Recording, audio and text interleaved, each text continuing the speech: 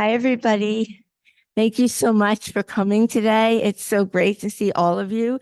This is our first in-person reading of 2024, and it's so wonderful to have all of you here.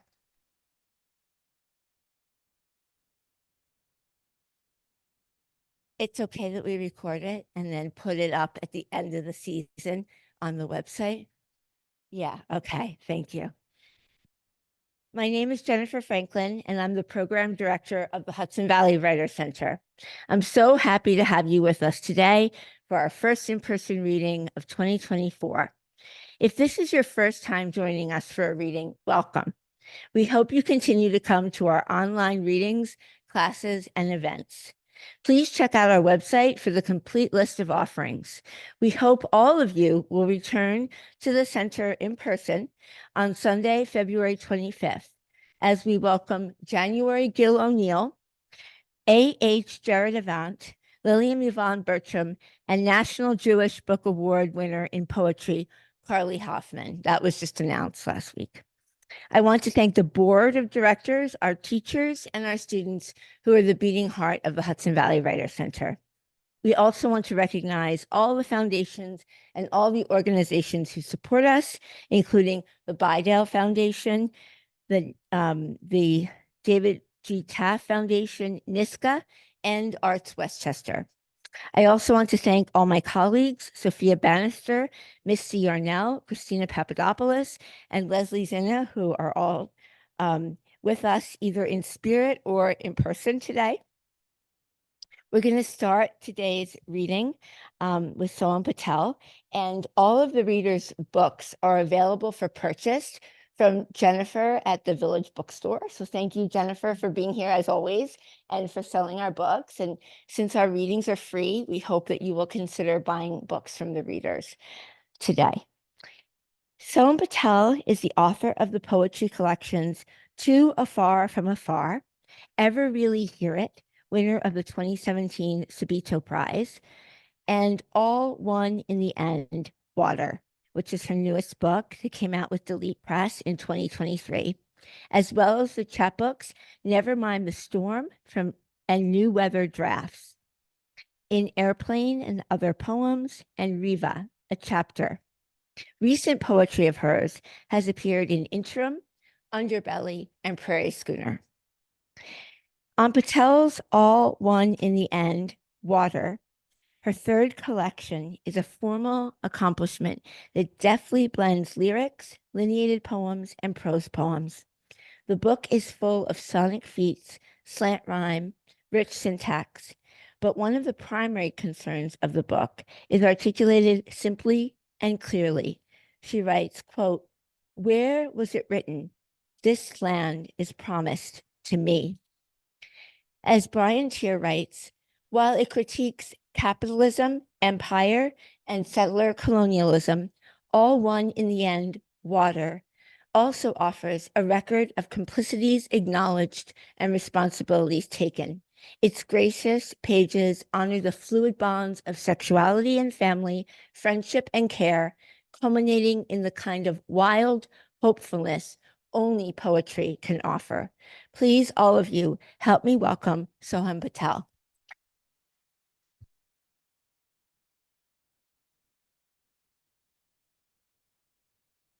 Hi. Thank you so much for that introduction. I'm really happy to be here and on Zoom later when you watch this. My friend Jenny, thank you for setting up this reading. Happy New Year. And again, we'll celebrate. I will like to start with a part of a poem by Laureen Niedecker. It's called Pay Into Place. Oh, my floating life. Do not save love for things. Throw things to the flood. Ruined by the flood. All one in the end, water. I possessed the high word. The boy, my friend, played his violin in the great hall. And that's where I get the title of this book, All One in the End, Water. I'm a fan. And I'll start with the first page. In his book, The Great Derangement, I read Amitav Ghosh saying, our thinking that the banks, not the ghosts, who it ought to be, hold the most power, got us into these messes we're in. I'm at the beginning of part 2 titled History on page 89, reading in Clearwater where a mouse in the garage got trapped on a sticky plastic tray by cheese. It's been monsoon-like, a good year for the centipedes, what with all the puddles. This might be askew or not, but as a teen, I read myself in Love Medicine when Erdrich's Nectar says, I never wanted much and needed even less, but what happened was I got everything handed to me on a plate. It was the 90s. I drove a cherry red Cherokee Sport bought after 8 summers of watering poplar trees planted around our stolen, zoned, purchased parcel. I would gas guzzle over highways to and from homes to tuitions and any meal I wanted as part of a plan in this national dream, this land's wounded plot trails. I've lived 1,000 lives and no one understood my wild and secret ways. They used to say that Lulu Lamartine was a cat, loving no one, only purring to get what she wanted. But that's not true. I was in love with the whole world and all that lived in its rainy arms. And here I go saying more about that.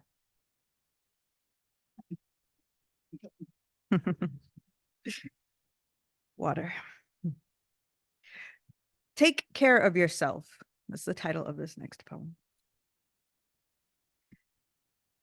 Take care of yourself is one adage I hear departing often. Those who love me because they know I won't, even in all my attempts to be in paean to place though. Hiccups in my cups on the rock bottoms up. Hello, my friends of Bill, we write, amend, and they're here. I will say it. The body is a temple. Like the planet Earth is 71% H2O and about 60 in every human I've heard. You too.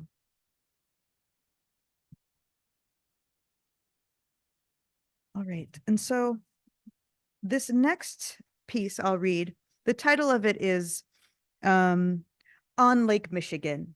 But I'd like to share something personal with you, is that at one point in my life, I lived in Pittsburgh.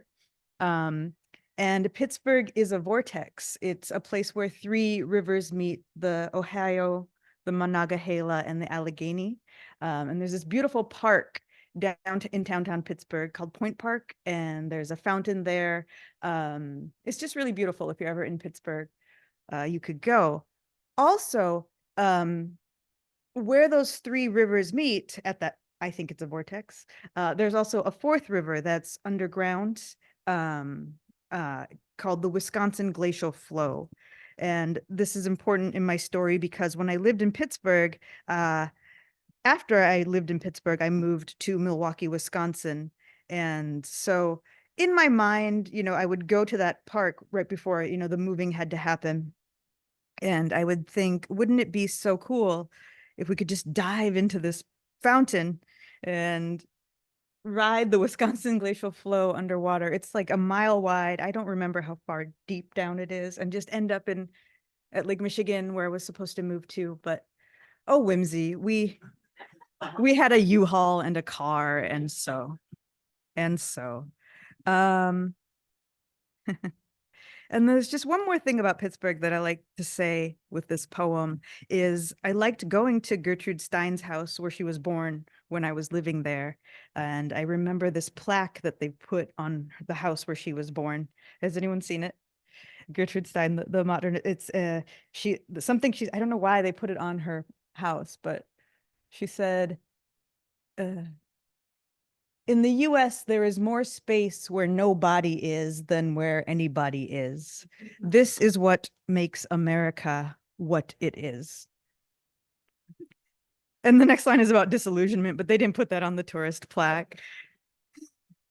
All right, very good. On Lake Michigan.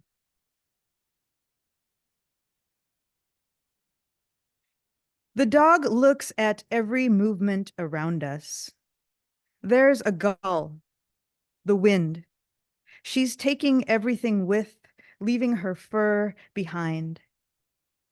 The Wisconsin glacial flow is a fourth river, subterranean, so maybe it could suck us down and spit us out in Pittsburgh, that city where the bridges, that city where the slick ice-hilled streets and three rivers meet. At a farewell party, we read poems in Jenny's house. I read Maurizio's called What Baby Gertrude Heard, and Luke reads one of my sonnets about rock and roll while he played American music on Adil's cell phone. I cried a bit in those minutes every time the violent femmes singer sang about looking at that ugly lake. That September, when I first saw Lake Michigan, I wanted it to be the sea. Inhales, and I would pretend I could taste salt from the air in my nose. In the many months, hundreds of articles, 20 pounds, 3 books, all the inquiry and essays, mouthfuls and loves and songs, there were births and murders and deaths, disasters, storms and protests, and some semblance of home now every day when I see this lake. Like that cocooning settle downhill into Manitou Springs in Colorado, closer to Pikes Peak's white cap of snow and closer to my apartment, another threshold, so far away from the mega church and from the military bases where I worked. Or Bloomfield into Friendship neighborhood in Pittsburgh, where the red house brick line the avenue to school. Matthew's poem about shipwrecks lists, Matthew's poem, I just remembered Matthew and got really happy. Forgot I was doing this work. Back to On Lake Michigan. Matthew's poem about shipwrecks in the Great Lakes lists fish, and it all makes me so thirsty. He says, the muskellunge, the pike, and the walleye, they're just silver birds, featherless birds, birds born half blind and forever slender. I learnt about the alewives one night over beers at one of those faculty student back patio meet and greets. Maybe that's the ugly lake Gordon Gano sings about in American music. But something other than ugly about it too, no? Something about those windrows of silver dead fish, watching them wash up, watching them stop on the shore. In Milwaukee, the lake glows a little by Brady Street in the early afternoon. I bike up the hill and it hurts my legs in that good throb way that reminds the body of how blood and muscle lean into satisfaction. Yeah. How with a push long enough and hard, want becomes ours. At Brady and Prospect, the water's all goddess aura blue in the deep distance towards Chicago, and closer to land, it's blue like the stone on the ring my ex's grandmother gave me. I later had to give back. You know, my friend, the poet Douglas Kearney, in his Mess and Messand, reminds us that poetry is lies. My ex's grandmother, I never gave it. I know. But it works in the poem because I had to end with a monosyllabic word that I kept.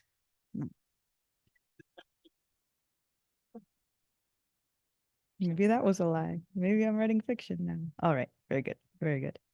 Thank you so much for being such a welcoming and attentive room full of lovely people. Uh-huh.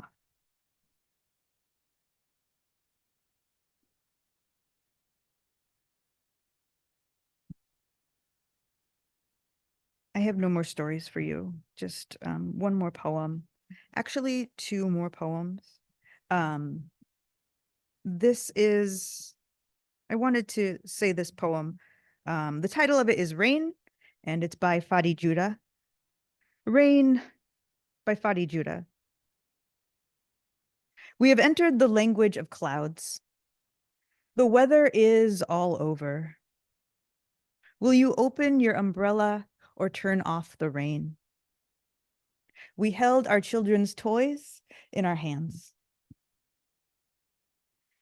Thank you. That was Fadi Judah, and the poem is called Rain. And this is my last poem I'll share with you. And thank you so much. I'm really looking forward to hearing you, Edgar and Gregory. Thank you. The title is Wind Yowls and Stops on Our Sunday Car Rides Through the Country. Wind yowls and stops on our Sunday car rides through the country. Windows down, our stomachs full, and we see fields of cows for the milking. They chew and chew on corn and switchgrass, pitchforked bales of hay, and I couldn't remember any names of the people exactly in Love Medicine, but my brother, like someone from that fiction I know I've named before, ran away from home this morning. Now we're driving on the dirt road looking for him. Dad opens the sunroof to let me stand up through it just before the rain starts. Wind on my face and up through my nostrils like I'm about to sneeze. Then an approaching storm with lightning strike followed by thunder each time. In her novel, Erdrich compares horizon lengths to uncertainty, and that description makes for me the sky over these prairies and all their reachings less frightening. Planted fallow for summer, then winter, an occasional oak tree. I look for footprints in the scoria, hooves, recently a horse, shoes, and a pickup truck, too. The cows project their tongues in a lick-up turn to become rhythm like they're breathing, with so much trace in the air. In their silence and stare, the cows are majestic. Mom repeats brother's name between slow gasps of breath with her head, neck, and the end of her rib cage hanging out the rolled down passenger side window.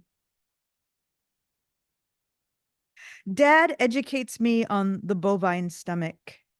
He recites like a transcription each step of their digestion, then compares them to the coming natural disasters. Breakdown takes place like continuous destruction does, but also it is so much of a necessity, this always consumption and rumination towards what's absorbing, towards what's left of the water. Thank you so much. Thank you so much. I thank you. Thank you. Just my brother never ran away from home. Just thank you. Thank you so much. So, and thank you, Jenny Shi, when you're watching this, for introducing her to us. This is one of the things I love most about the Hudson Valley Writers Center, the way the community of teachers and readers and students are constantly recommending other readers and teachers and students to come to join us, because it's really wonderful to have that sense of community. And when I was in my MFA program at Columbia, we didn't always have that kind of community. And so it's really important to have that here, I think. And I appreciate the fact that you came to us on Jenny's recommendation. And now we have Edgar Kunz. Is that right? Okay. Edgar Kunz is the author of 2 poetry collections, most recently Fixer, published by Echo in 2023, which was named a New York Times Editor's Choice book, and Tap Out, published by Echo in 2019. He has been a National Endowment for the Arts Fellow, a McDowell Fellow, and a Wallace Stegner Fellow at Stanford University. His recent poems appear in the New Yorker, The Atlantic, Poetry, APR, and Oxford American. He lives in Baltimore and teaches at Goucher College. John Murillo, one of my favorite poets, writes about Edgar's book. Edgar is the real deal, hard-nosed, hard-edged, and hard on his craft. He first caught us slipping with Tap Out, and now, before we could fully recover, he's followed up with the haymaker that is Fixer. Story, lyric, tight rhythms, and taut lines, intellect, heart, it's all here. Fans of Philip Levine, Dennis Johnson, or Dorian Lux will find in these poems reason to smile, even through tears, knowing that the tradition of the working class American lyric is in strong hands. This book is a goddamned knockout. That was John Murillo, as only John Murillo can write a blurb. One of the excerpts from Fixer that I love the most was published on Poetry Foundation's website. And it's hard to grab excerpts from this book because you just have to read it. It's amazing couplets with great line breaks. But here's a little section. We should have hired someone, I say. Me and Noah are dragging your mattress out. Nah, he says, we got it. We should have spared ourselves the bucket of vomit, the empty plastic vodka jugs, the black rubber gloves, the cops left balled up on the dresser. Up and in, he says, and we heave the mattress over the green lip of the dumpster. Might have been worth the money, considering, I say, the therapy bills later. I'll tell you what's wrong with us, he says, free of charge. I was lucky to be able to attend the sold-out launch for Fixer at Brooklyn Poets with John Murillo, Sam Ross, and Megan Fernandez celebrating this book with readings and fierce praise of Edgar's work. You are about to see why they were so excited to help usher his book into the world. Please, everyone, help me welcome Edgar Kunz.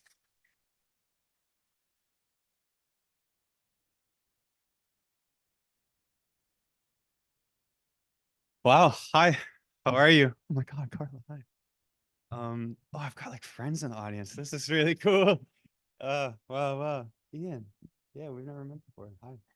Cool. Yeah. Wow, Soham, I love those poems. Beautiful. Yeah. Talking about confluences, talking about Pittsburgh. I love that city. Yeah, Jack Gilbert is a great poet of Pittsburgh, and he says only Pittsburgh is more than Pittsburgh. I think about that all the time. I once rode my bike from that park that you're talking about to DC, like from the confluence of the 3 rivers there all the way to Washington, DC. Yeah. It took like 4 days, 4.5 days. Yeah. It was one of the best trips of my life. Anyway, I say that because so much of your work was about water in various ways. And I'm going to start this reading with a poem that involves a body of water and then end with a poem that involves the same body of water. It's wow, the light in here is fantastic, isn't it? It's Lake Merritt in Oakland. Do you know that? Do you know that lake? I'll talk more about it later, but just to say that this first poem is a breakup poem.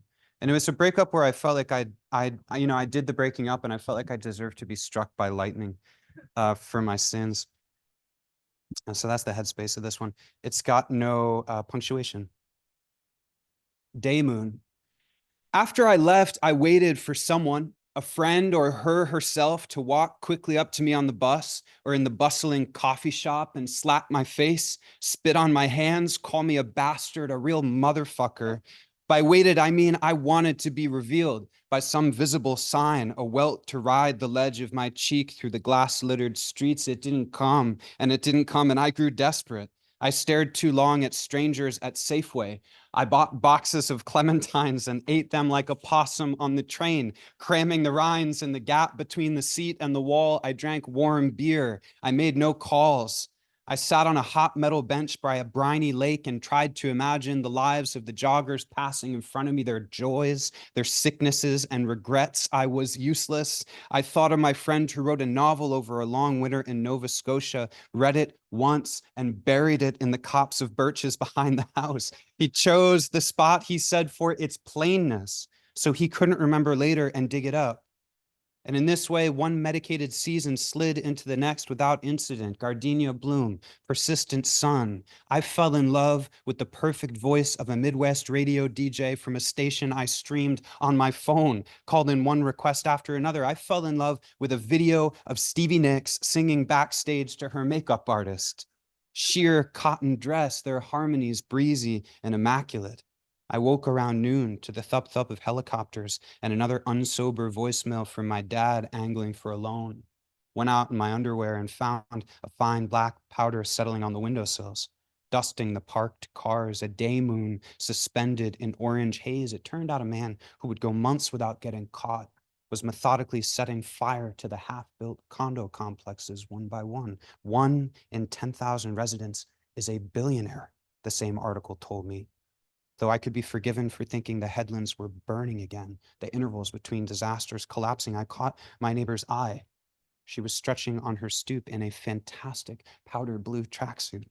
What a world, I said, and she didn't seem to hear, and jogged across the narrow street, the moon behind her rising or sinking, or neither. It was hard to know.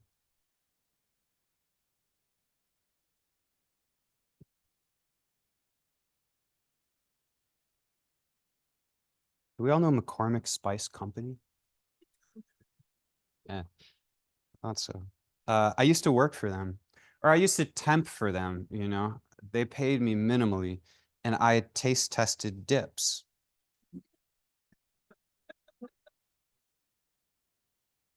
I'm really proud of this poem. I'm especially proud that the poem is in the book because it just describes that job. That's all the poem does. You'll see for yourself. It's called Tester.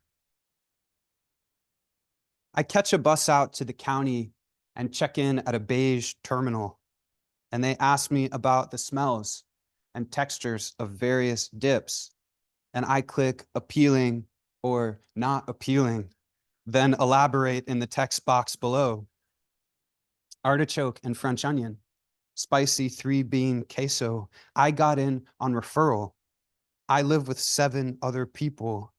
I measure rent and how many sessions I have to do with the dips.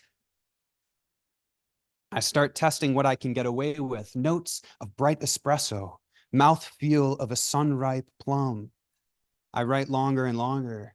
I don't think they read a word. It's weeks before you're entered into the system, more weeks to get your tiny check. Aline says, if you think it's a scam, why do you keep saying yes? In the fluorescent room, I receive one dip after another from blue-gloved hands, always the same plain tortilla chips to dip with, the same hands clearing away the tiny plastic cups. I tinker with my descriptions. If I need water, they bring me water in slightly larger cups. It was the best job I ever had, you know? They fed me, and I wrote my little poems about the dips. I don't usually read this one, but I'm gonna try it. I think it might be good, but you tell me after if you think it's okay out loud. It's called Real Money. Um, I grew up in a working poor family, you know, and what I do is very strange to them. I teach and I write poems, and they're like, cool. Like, And my brother, this poem is partly about my brother who's a landscaper, you know, or was. He just actually dissolved his landscaping company. But anyway, this is about the weirdness and the tension between where I'm at now, living basically a middle class life, and where my family's at. Real money. Late June, and there's a shortage of air traffic controllers in the mid-Atlantic. Ads plastered everywhere I look. Competitive pay, union benefits. I already found a job, but I can't break the habit of hunting. I dig around and learn that though the suicide rates are astronomical, shifts are 1 hour on, 1 hour off due to the extreme concentration required. You get paid both hours. My uncle used to work for a company that was contracted to paint all the nuclear power plants in Massachusetts. Now he works for a company that's contracted to paint all the T stops in the greater Boston area. They paint overnight when the trains are stabled. Beats the shit out of my last job, he says. Plus, they got ping pong tables in the break room at every station. They're meant for the conductors, he says, but hey, what they don't know. My youngest brother quit his job as a janitor at a middle school to start a landscaping company. Bought a crew cab and a trailer and a used ride-on mower he got, he says, for a bargain. He's staking signs, building a client list, mostly mowing, residential.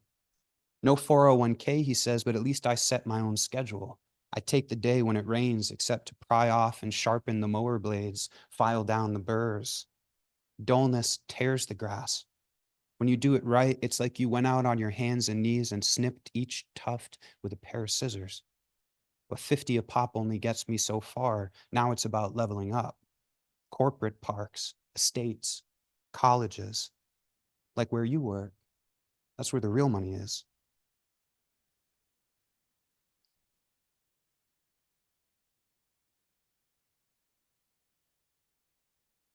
So this book centers on a long poem in the middle. And I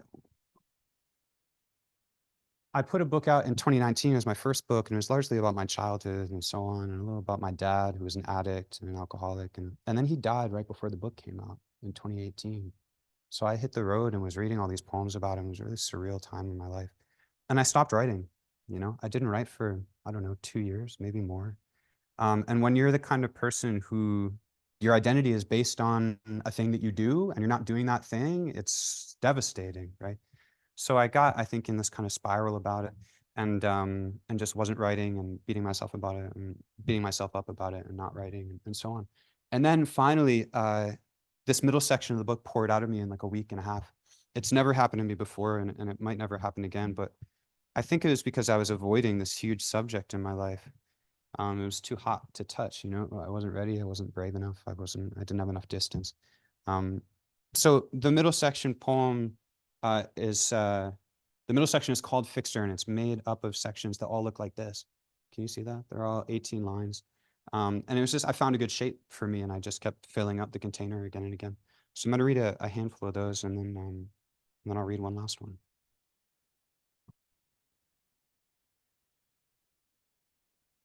We're breaking into your apartment through your bedroom window. The maintenance guy's ladder is propped against the sill. I climb the ladder rung by rung. It shivers. I try not to look down. A face appears in the glass. What are you doing? The face says. I'm looking for my dad's, I say. I thought this was his window. Aren't you Ken's boy? He says. No, I say. Chris is. Oh, Chris, he says. He's dead. I know, I say. I thought you could be Ken's, he says. Sorry, I say. Believe me, the face says, not my first rodeo. I climb down. We haul the ladder to the next window and try again.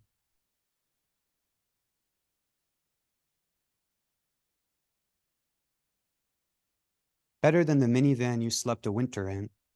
American Legion parking lot, siphoning gas for heat, but not much better. Cinder block apartment building on Homestead, a couple miles from Mom's. Got in through the window, waded through the cans and bedding, left it open for the smell, tried not to look at the stain, tried to be respectful, like in a museum. Stood for so long in front of your dresser, my brother touched my elbow. Everything we touch, you touched. Your socks, your coat, the cash in your pockets, the cellophane from a fresh pack, Zippo with a carving of a whale, proud ship in the distance.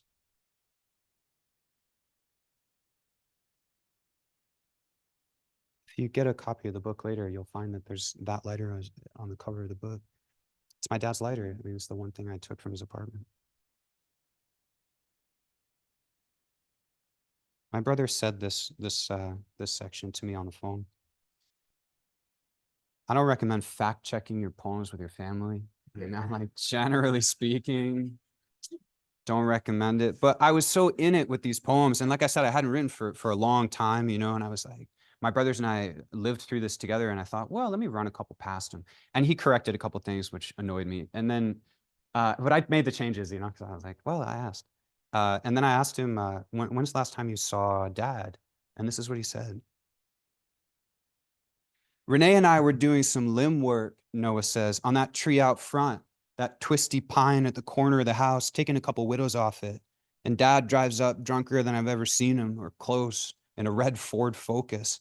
Gives me the biggest hug he can, considering he dropped 20 pounds since I last saw him. And I'm the ground guy, holding the rope.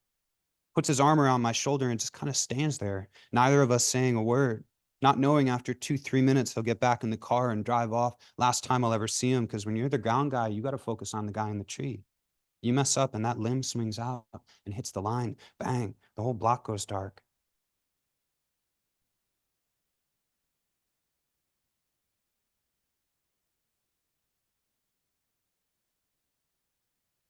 My mom gets the last word in this middle section, which feels right. You know, she gets the last word on a lot of things, to be honest with you. But as she should. So it's the last poem in this, or the last section of the middle poem. I held him together as long as I could, she says. He stopped working, stopped coming upstairs. He was like tissue paper coming apart in water, like smoke in my hands. Had nothing to do with you, baby. You left when you had to. I met a woman once who worked on pianos, said it was a hard job, the tools, the leverage, the required ear. I love it, she said, but it's brutal. The second I step away, it's already falling out of tune.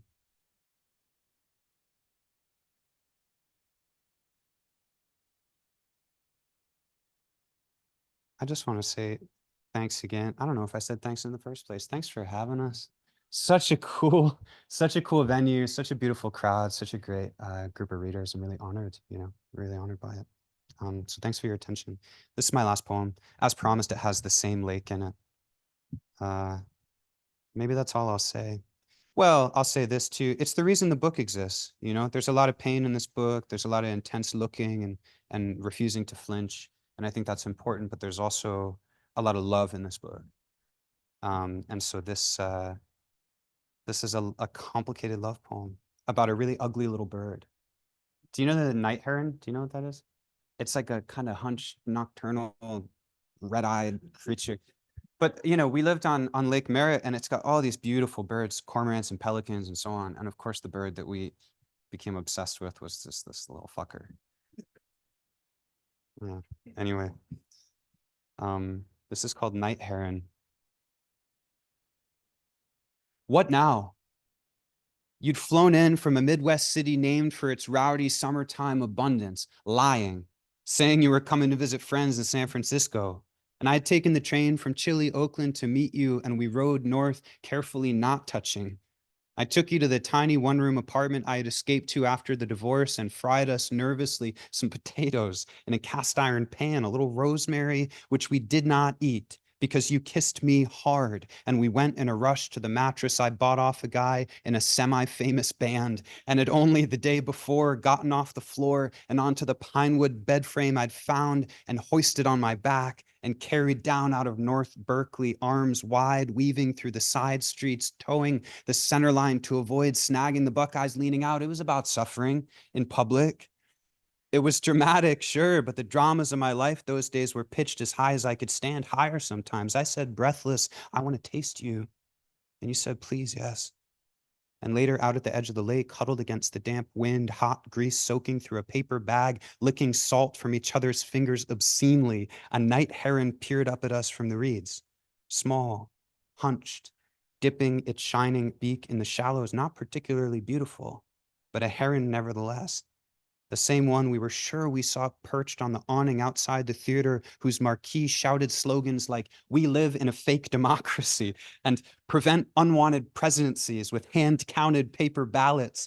And later, the cabin we rented with friends in Calaveras, snowmelt vaulting the redwoods to magnificent heights, drinking rye, and each of us practicing our best wolf howl at the waning moon, which was ridiculous, yes. But once we started, it became impossible to stop, waking up next morning hoarse and happy. And you moved west, and we lived together in a studio overlooking the cafe dumpster, and then back east on a dream of a house and a garden, and then my father died. And at almost the same age yours did, and both from drink and an unnameable sadness. I went back to Connecticut alone. 3.5 days, my mother said, before anyone had found him in his apartment on the far side of town. And going with my brother, which we should not have done, and dragging the mattress out, and clearing the maggots off the ceiling with a shop vac, and so on. And later you came, and we walked through the basement of my mother's house. I wanted to show you where for a while he lived, and how. And you slung your arm around my waist, and we moved slowly together, bare fluorescent bulbs shining on the Budweiser ashtray, the carpentry tools I would inherit, the ratty couch he crashed on for years. You held up an old Calypso record he loved and sang out softly, "Jump in the line, rock your body in time." And I sang back softly, "Okay, I believe you." And after a while, Mom at the top of the stairs shouting, "What are you kids doing down there?" And climbing the steps, you pinch my elbow and ask if I'm okay. And I hear myself say yes, which is not a lie, though I'm not listening. I'm letting myself feel how astonishing what our love can make of a place like that. That's it. Thank you.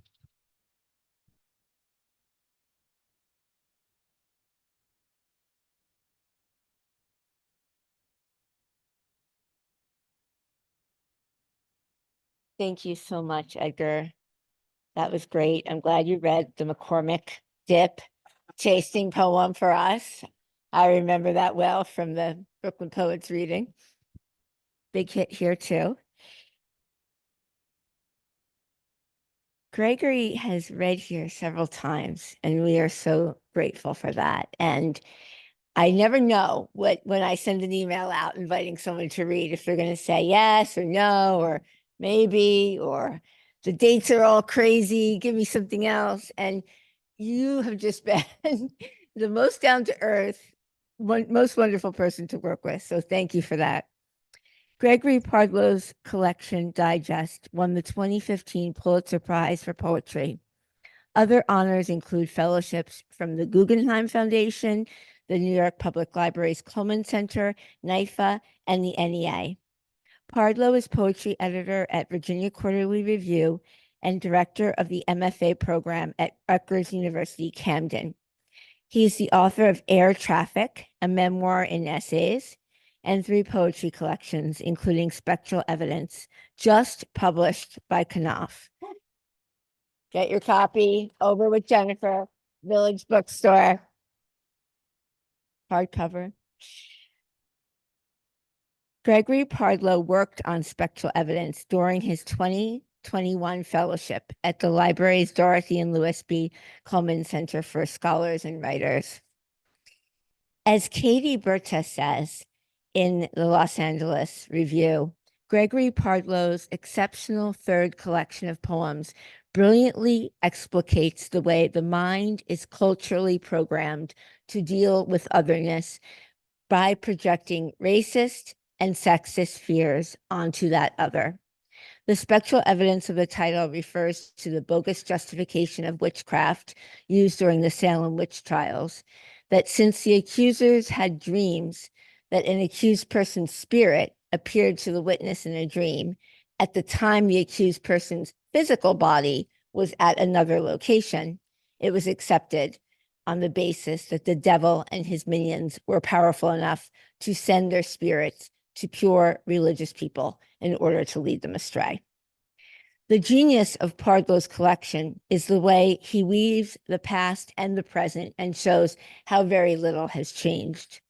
We are still inventing this kind of sham evidence in contemporary contexts, and it is still harming people the same way it did when innocent people were put to death for witchcraft. These far-reaching, soul-searching poems are concerned with two forms of projection central to the past and present of American life. First, patriarchy's projections onto women, as in the witch trials, but more importantly, in the context of broader historical and present-day objectification of women. Second, Pardlo considers the projection of racist assumptions, especially fears, onto the minds, bodies, and faces of Black Americans. In a recent interview in LitHub, Pardlo speaks about his love for the long discursive poem, and that form works so well for these thoughtful, thought-provoking poems, which examines everyone under a microscope, including the speaker. This is a masterful collection in both form and meaning, and the way it addresses global concerns. But the book's quieter familial moments are just as moving and important, and will stay with you long after you finish reading the last poem. In Dragonflies, the speaker says, quote, "I must have worn that foolish grin to death, as every hunger in our house was second to his. My old man fearing, perhaps like Goya's Saturn, his dominions decline. And though he'd taunt me, refused to let him see me cry." It is my great honor to welcome Gregory Pardlo.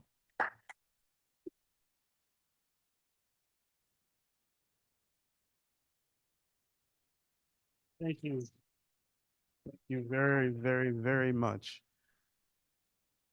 Oh, hello, everyone. Thank you for coming out. We had an amazing workshop earlier this afternoon. That was a blast. We were discussing research in poetry, and the title of the workshop was Me Search. And it was a pretty cathartic experience, certainly for myself, I think, most importantly. Yep, no. Ah, okay. Okay. I can speak up too.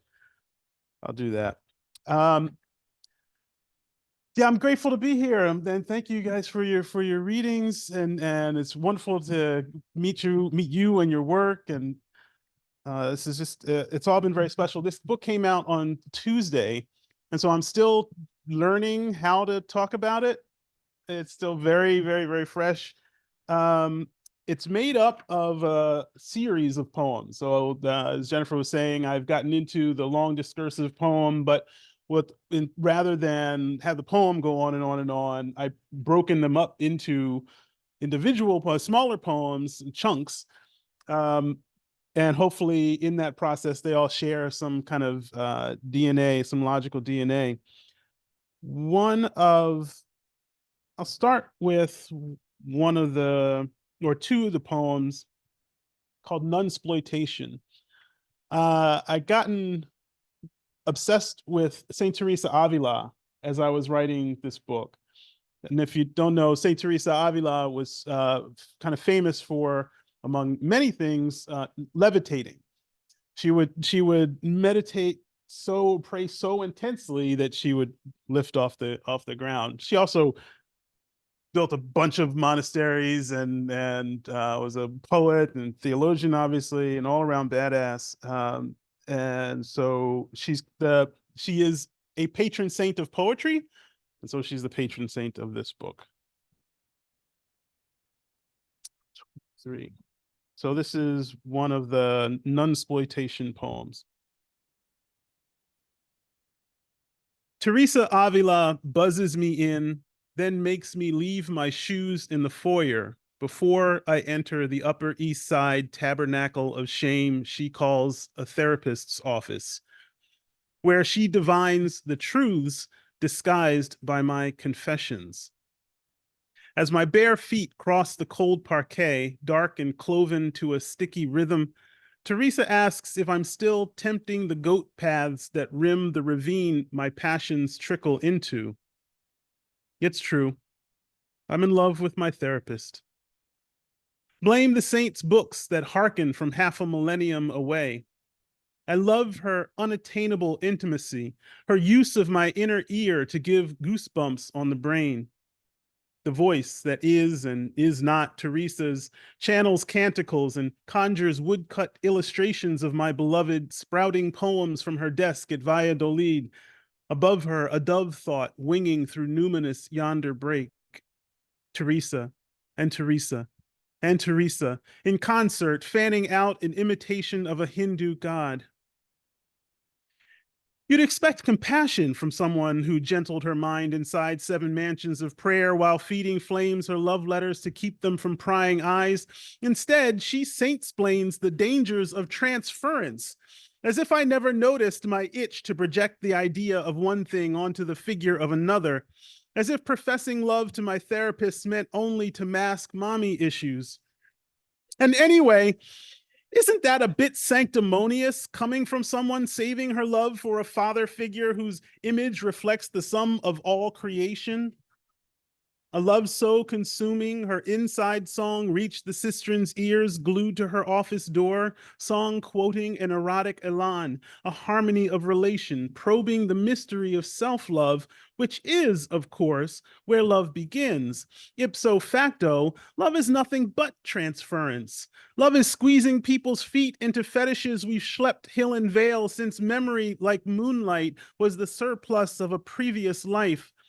To have come this far, across the park, through ramble and glade, knowing the glass slipper would fit almost any old foot I put in it. Let the bean counters of love call this transference. Let them name this affliction what they will, as if diagnosis were a cure. Let them tabulate salvation. Tell me how many hair shirts and unanswered hungers. Tell me how many shoeless steps to beatitude. Another figure of fascination in the book was Tituba. And Tituba was the enslaved woman at the center of the Salem witch trials, right? And so Tituba, I tell the story in a way that sets up the poem. So you may have a different history, a different sense of what's important in the story, but what was important to me was that she's the woman who, the 2 little girls, as they had convulsions and blamed Tituba, said Tituba had bewitched them. But as an enslaved woman, she doesn't quite fit into the legal structure in a conventional way. So she can't really be prosecuted. She can't offer her own witness in conventional ways. And so as it turns out, she goes to trial. She's put on trial and she confesses. And in the process of confessing, she names co-conspirators. Then you have the Salem witch hunt. And out of all those women, Tituba survives. She gets let off because everybody's attention is elsewhere. So I'm fascinated with her sort of location in history and her location within this story that we're all so familiar with, the Salem witch trials, that is. This is called A Cult. Oh, and one other thing. So we live in a moment when someone like me can't write, but there's a kind of social prohibition against writing in the voice of a woman, for example, right? And so when we police identities in this way, I feel challenged to express empathy, right? How do I imagine myself into someone else's condition, position, which is what our job is as poets, right? And so the solution, I took this as a challenge, and through the book, I'm looking for forms that will subvert the kind of social prohibitions of our moment. So this is an incantation to several female deities, a cult. Zero your scales to the burden of a lash, dear justice, but let Tituba clumsy the magistrate's minds with a wag of her wizened index. A flight risk near forests of the Wampanoag, where Christians savaged Queen Huidamo's corpse. What else might Tituba, non-white and woman, haunt but a margin of error? She's a catbird song trapped in the chimney. She's egg whites in water. She is the tumescence of smoke. Dear Mami Wata, let Tituba prove to be the stone that splits the stream of their vision. Let her renounce sight and be unseen. Let her cough ground coral in the shedding of a pewter moon, that she, of all the innocents, should live. Dear three-headed Hecate, replace her, the unthought thought, with wax, twigs, horsehair, and straw. Let her not appear as a witness, nor as evidence. As with the talking dog, let her be the hoodoo that speaks through their mirrors. Let a hang thread skein of yarn ghost the floorboards, tempting a red cat, his familiars, the devil, and his counsel, the canary.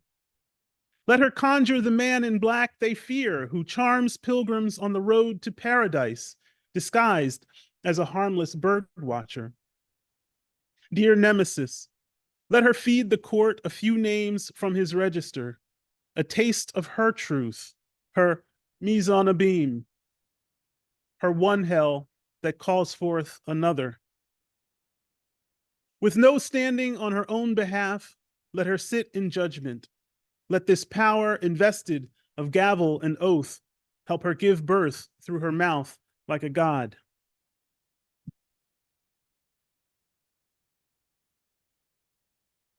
So I wanted to read the other nunsploitation poem. Are you familiar with Bernini's statue, sculpture of Saint Teresa? There's a sculpture in Rome that depicts Saint Teresa levitating, and it's called the Ecstasy of Saint Teresa. And I was fascinated with this idea of Bernini. Then, if you know, Saint Teresa wrote about this moment of being her heart being pierced by this spear from the angel, and she describes it as in these really orgasmic terms. And Bernini then creates this sculpture, and I was just fascinated with, again, this idea of this man constructing this sculpture of a woman in what he clearly perceives to be orgasmic, right? The throes of this experience. And then somebody makes a goofy meme of her alongside Lindsay Lohan, who's, you know, for very different reasons, because she's shit-faced, passed out, in the exact same posture as Saint Teresa. But that's not in this poem. That's another poem. Nunsploitation. But for that iron's point blushing, O Lord, like a cautery tool for the wounded soul, the marble and bronze idols, an engine of reverence and tourism, Bernini distills as ecstasy, this concupiscence, this tantric sneeze. Could Bernini have rendered a pleasure, Lord, not got at the end of a spear? The highest angel haunted Teresa Avila like a Motown hook and prodded her body quiverish with love's heartburner, a rapture fantasy fathomed by her innermost yoga. Her spirit burst forth, O Lord, like a jelly jar full of lightning bugs clumsied from my handlebars. Beneath the hoodie, her head lulled sweetly with the funk of that agony glorioso, which, if you don't know, now you do, because Bernini lifted Teresa's story, Lord, like a shipwreck from its ecclesiastical groove, and mimicked her signature miracle, levitation, which she murmured into her sackcloth and wimple. He left Teresa's left foot exposed, as if to bait a bedside tidbit the devil for whom she had no fear, for he appeared to her toy-sized and black, and dropped by to make her pound air with laughter, all weightless, all risen by pinch and tickle, until she wet him with holy water. Lord, tell me that empathy, like art, is useless and necessary, that Bernini's inspiration is more than a contact high. Whatever he named it, Lord, this bone-still cinema, this Spartan delight, forgive him. Forgive us all, Lord, we lesser creators who conflate our subjects' demons with our own.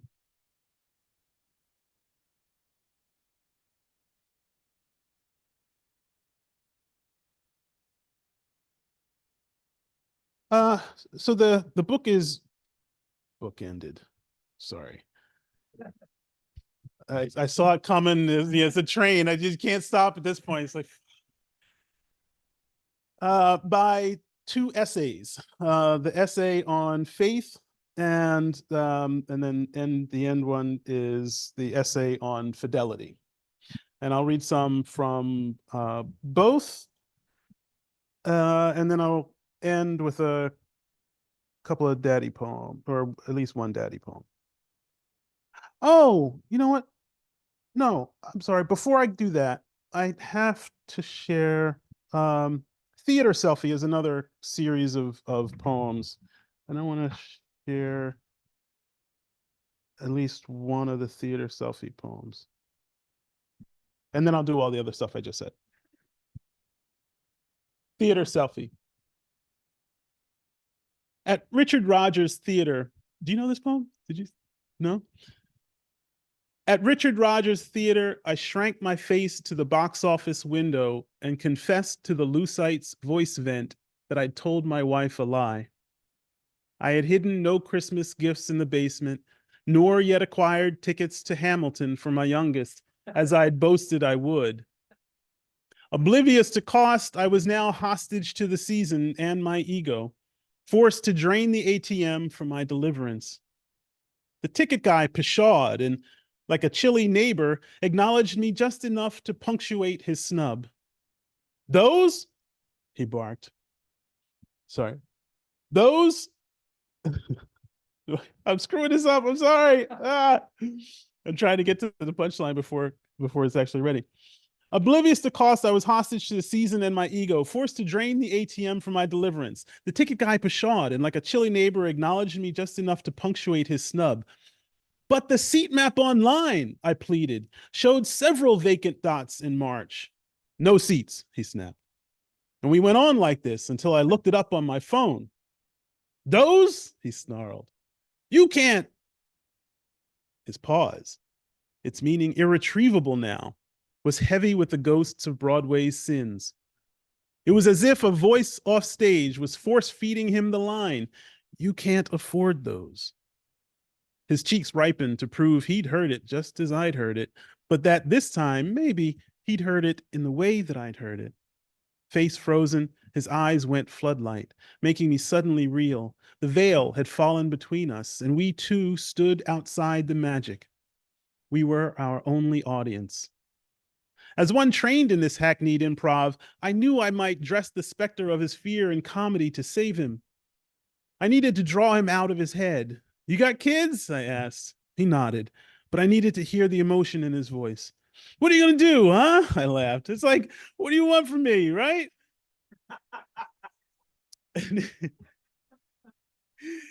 And he mirrored me, shaking his head, the things we do. He asked if I could bring my kid next Tuesday. Hells yeah, I said, careful to stay in character, though I wasn't sure where he was taking us. He bent to root beneath his desk. Then the Lucite spit two miracles he must have set aside for someone else. The selfie we took that day tells a partial story. You see us, all teeth and safe as bros. You see me holding the tickets like a peace sign. But you could never guess the price we paid to get them.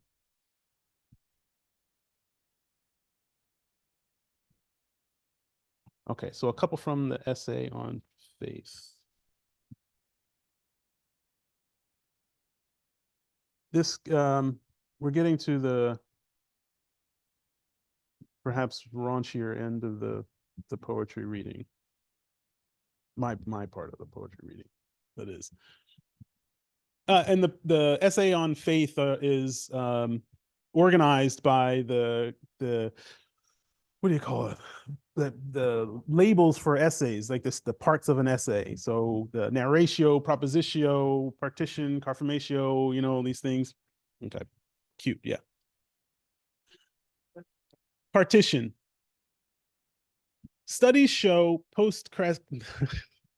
told you I'm still trying to figure out how to read this thing.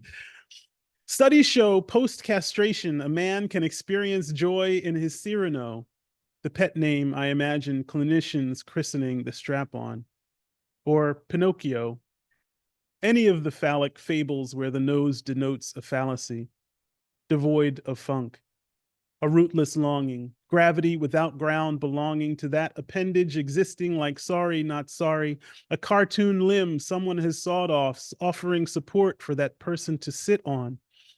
I've often mistaken love for the object of love and been left with a study in possession. An earlier draft of this poem claimed ecstasy is muscle memory.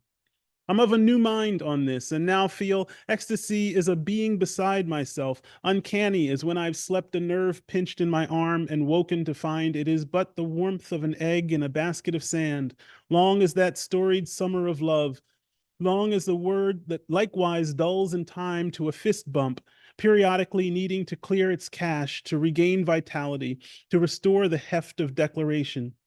So much to unlearn. Old selves and my toxic attachments to them. I pull them from the roll and miss the perforations.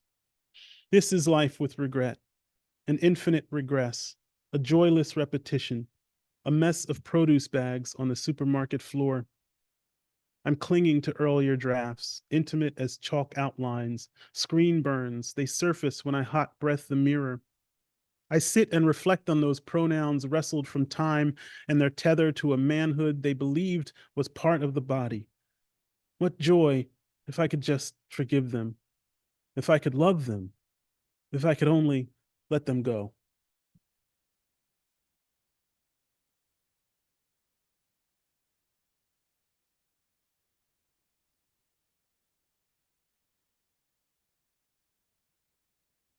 This is from the essay on fidelity, number 2.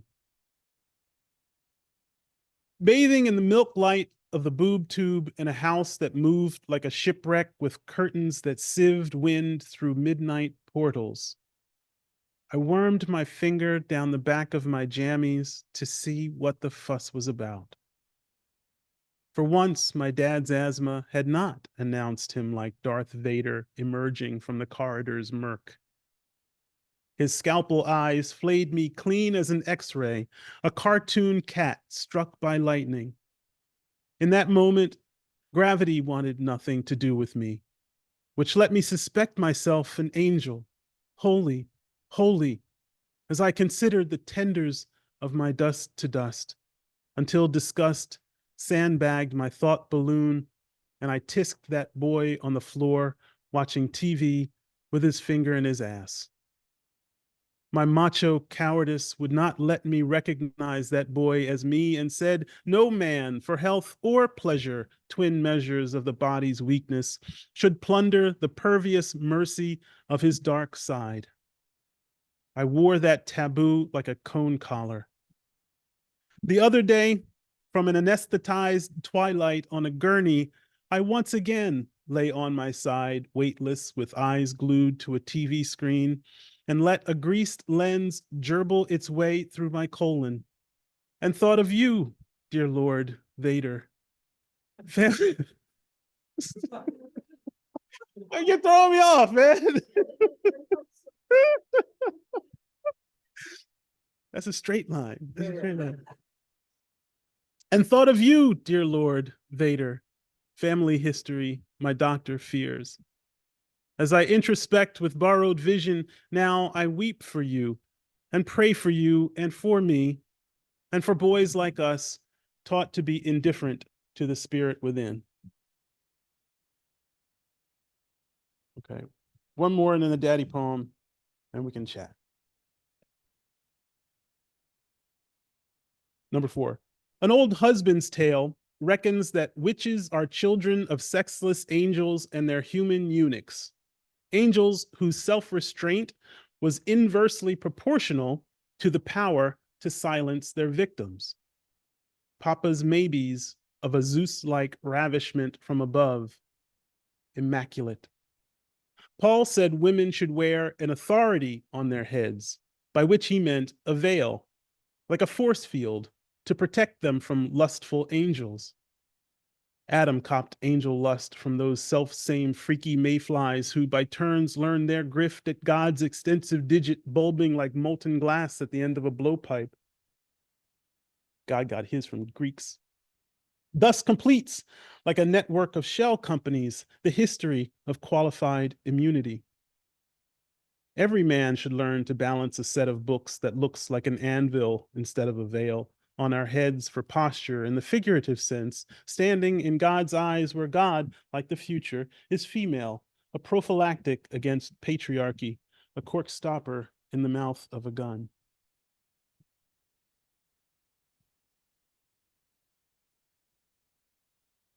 And you had Soham, you had a image of standing up in the sunroof of the car that resonates for me. So I'll share this poem. Convertible. My pop let me steer when I was small enough to snug between his belly and the wheel. Any random intersection, he might hoist me across the handbrake onto his lap to pilot the wagon before returning me to earth. As I got older, he'd make me steer while he lit a smoke or shed his jacket. His ashes arrived in a cardboard carton with shipping labels and barcode, heavy enough to trigger the seatbelt alarm as we clipped home, honeysuckle in the air, from the post office. A reasonable person would have put the box on the floor, but you know already, don't you? I held him in my lap. You're mine, I told the box of dad dust, lifting my hands occasionally, reckless to the wind, tempting the evening, swinging our private chariot of steel and bone. Thank you so much. Thank you. Okay.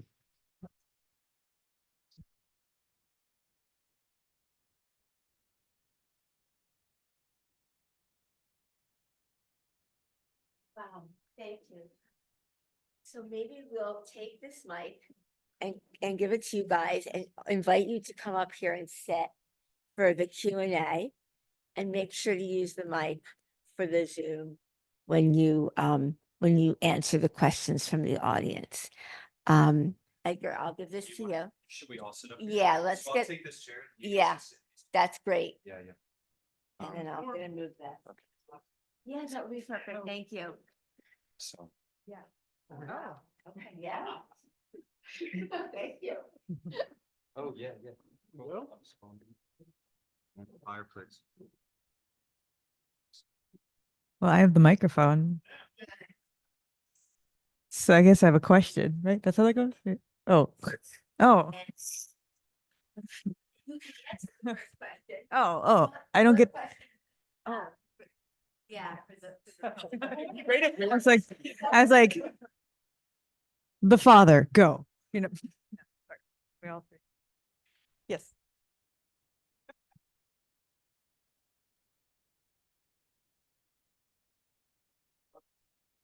Yeah.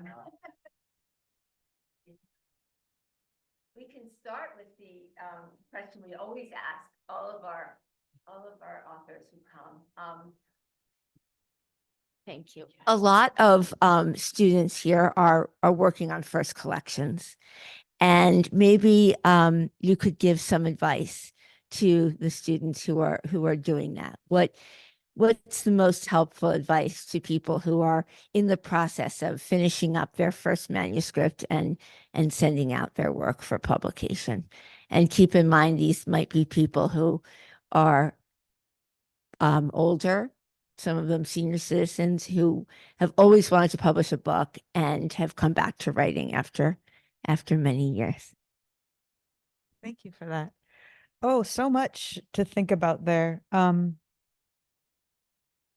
think, well, an easy answer is patience, right? But I think if you think about the book, right, and it's going to be this object permanently in the world once it is. And I guess, I did a lot of memorization today. So I think that's sort of, I think you have to know it.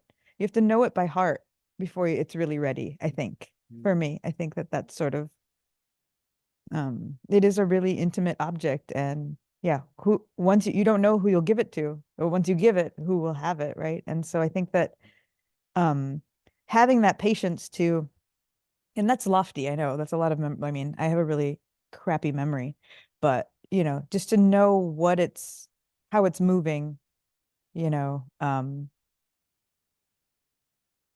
and what its next move is, how it's complete. I think, yeah, dedicate yourself to knowing the thing by heart. Beautiful. It might work. Yeah. I don't know. Yeah. Yeah, my answer is going to be so much more practical, which is that was such a beautiful answer. Yeah, wow. I'll say that part of publishing a book is finding someone that you trust with the book and that will put it out in the world and produce these physical artifacts for you. And finding that press can be really harrowing and difficult. And it involves a lot of sending out and rejection and being stubborn and refusing to quit. And I just want to acknowledge that, I just gave a talk recently where I was talking about rejection, and I pulled up my submittable page, and it's a graveyard. Like, it's crazy. The proportion of rejection to acceptance is like out of this world, But you just have to numb yourself to it. I think you just have to turn it into a game. You celebrate every tiny little note you get from an editor that says, "Hey, I didn't hate these poems." And you print it out and you put it on the fridge, right? I mean, like, that's you get all your friends together and pop champagne. So just to say that, like, yeah, sometimes the road to putting a book out is long and meandering and painful. Maybe it won't be for you, but it was for me, and I think it is for most people. Yeah, no, I think I might fall somewhere between the two of you in that. Before I go, yes, I started sending my work out back in the days when you would get the paper rejection in the mail, and the back of my bedroom door was where I posted all of mine. Yeah, yeah. But yeah, so getting used to that, or working that, not being overly sensitive and precious about the work. But in terms of knowing the work, I think it's knowing your own voice and not trying to replicate your favorite poet's career, or to replicate your favorite poet's sort of value system even, and so that's in terms of knowing yourself, and in terms of finding a publisher, someone who is like-minded enough. Keep in mind, there are people on the other side of that exchange too, right? And you guys are off to AWP, and yeah, in a couple of days, for good or better or worse. There are opportunities like this, and wherever there's the writing community, to exchange information and figure out who's who on the scene, and get familiar with the community. I think that's yeah, probably the best thing. Yeah, there's a question in the back. Joe, do I bring you? Yes. I have a big voice, so. Well, they're recording. So. Hi. I'm probably going to embarrass Jennifer, but the honest answer to the question is not the publisher or anything like that. It's to find somebody that believes in you and believes in your writing and will mentor you and kick you in the ass when you need it. And I found that in Jennifer.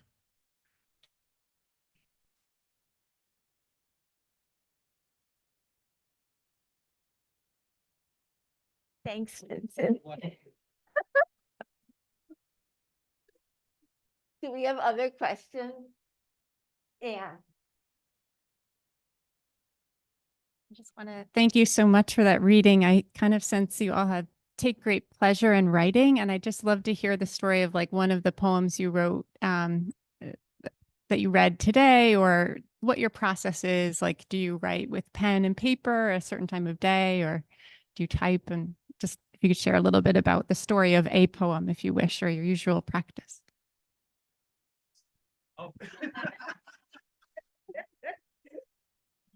Well, thanks, dude. Yeah, appreciate it.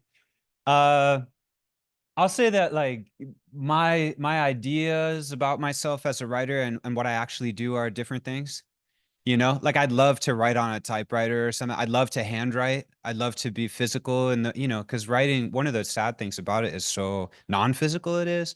Like painters look amazing making paintings, right? Like I would love that. To be a sculptor, to be a musician is more embodied even. Writing is kind of like, but I'd use a laptop. It's just I can make fast changes. I can copy and paste and try out different lineation strategies and stuff. It's just so flexible and so speedy that I can't get away from it, even if it's not very romantic. And I'd like to have more, more of a romantic practice.